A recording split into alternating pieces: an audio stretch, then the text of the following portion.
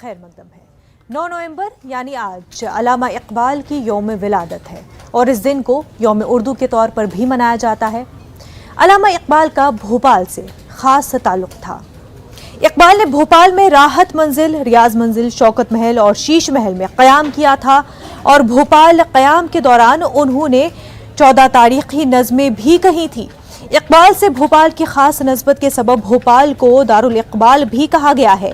یہی نہیں، 21 اپریل 1938 میں علامہ اقبال کے انتقال کے بعد بھوپال ہی وہ شہر جہاں پر اقبال کے نام سے سب سے پہلے ان کی یاد میں لائبریری بھی قائم کی گئی۔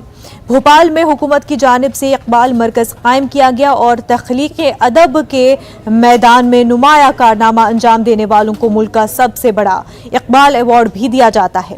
بھوپال میں اقبال میدان بھی ہے لیکن خستہ حالی کا شکار ہے۔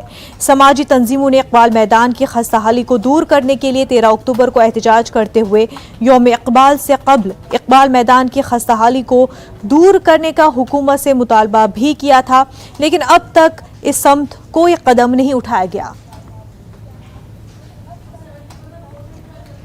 بھوپال سے ہمارے نمائندے مہتاب عالم اس وقت براہ راست ہمارے ساتھ جڑ چکے ہیں۔ مہتاب، لگاتار یہ مطالبہ کیا جاتا رہا ہے، آج نہیں پہلے بھی جو ہے اس حوالے سے لوگوں نے مطالبہ کیا حکومت سے کہ اقبال میدان خستہ حالی کا شکار ہے، اس طرف توجہ دی جائے، لیکن کیا وجہ ہے کہ انتظامیہ اقبال میدان کی طرف کوئی توجہ نہیں دے رہی؟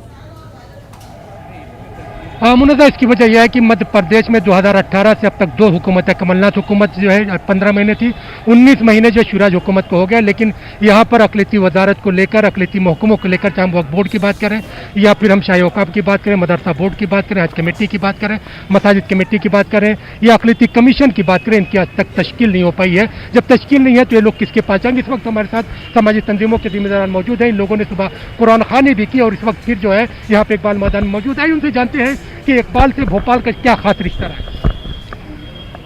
اقبال جب پریشان تھے معاشی طور پر اور کسی جگہ سے بھی ان کی کوئی مدد نہیں کی جا رہی تھی، اس زمانے میں نواب حمید اللہ خان نے ان کو 500 روپے ماہانہ کے اوپر وظیفہ طے کیا۔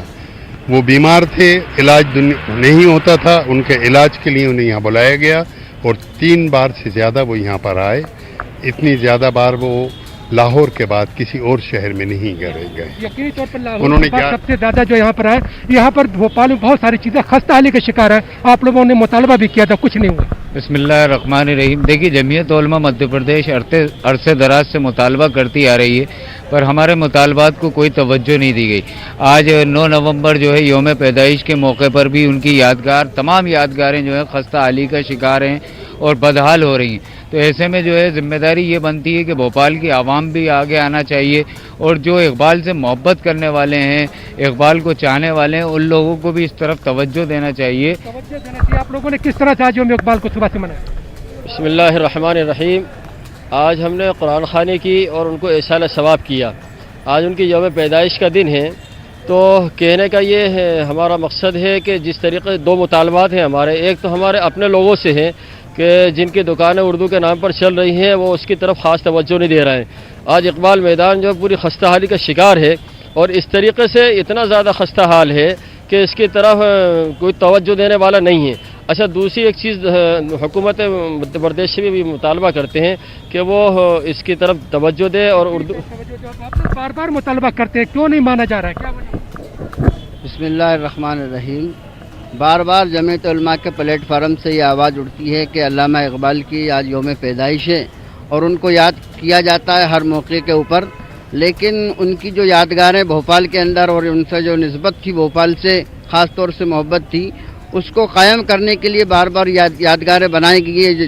جس مقام پہ ہم کھڑے ہیں یہ علامہ اقبال کے نام سے ہی جانا جاتا ہے، لیکن اس اقبال میدان کی اگر حالت آپ دیکھیں گے تو کتنی خراب حالت ہے، خستہ حالت ہے۔ نگر نگم کی اور دیگر حکومتوں کی بھی یہ ذمہ داری بنتی ہے کہ وہ اس کی ذمہ داری ہے۔ یہاں پہ میں منازع بتا دوں، جو ہم بھوپال کی بات کرتے ہیں اور بھوپال جیسا خود آپ نے بتایا کہ ایک خاص رشتہ بھوپال سے اقبال کا رہا ہے، بھوپال کو دارالاقبال بھی کہا گیا، بھوپال میں اقبال نے جو 14 نظمیں بھی لکھی۔ آپ ہمارے پیچھے دیکھیے کہ شاہین بنا ہوا ہے، اس کے بنانے کے وقت جو ہے خود ایم حسین بھی یہاں پہ موجود تھے، سوامی ناتھن بھی موجود تھے، بڑے لوگ بھی موجود تھے، لیکن حکومتیں اب توجہ کیوں نہیں دے رہی؟ سب سے پہلے اس مینار کی طرف دیکھیے، اس میں جو بجلی کا تار ڈالا گیا ہے वो कटा हुआ है। कभी भी इसके ऊपर बिजली गिर सकती है और ये यादगार ख़त्म हो सकती है। इसी बात से मालूम होता है कि हुकूमत इकबाल को क्या समझती है और उसकी क्या अहमियत है, जबकि इस मैदान को बनाने में सरकार का और आवाम का टैक्स की रकम खर्च हुई है। आवाम को आगे आना चाहिए।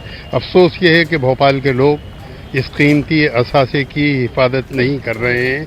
सारे जहाँ से अच्छा हिंदुस्तान हमारा की हम बात करते हैं, और फिर उसी इकबाल ने वो सामने लिखा हुआ है कि राम के वजूद पे हिंदुस्तान को नाज अहले नज़र समझते हैं इसको इमामुल हिंद। अब जो हुकूमत है यहाँ पर राम की बात बहुत होती है, लेकिन राम की बात करने वाले उसी इकबाल की जो है तरफ कोई देखने वाला नहीं। देखिए, यही हम कहना चाह रहे हैं कि एक तरफ तो जो है सबका साथ सबके विकास की बात हो रही है, दूसरी तरफ जो है अल्लामा इकबाल जैसी शख्सियत को जो है दरगुजर किया जा रहा है, उनकी याद को दरगुजर किया जा रहा है।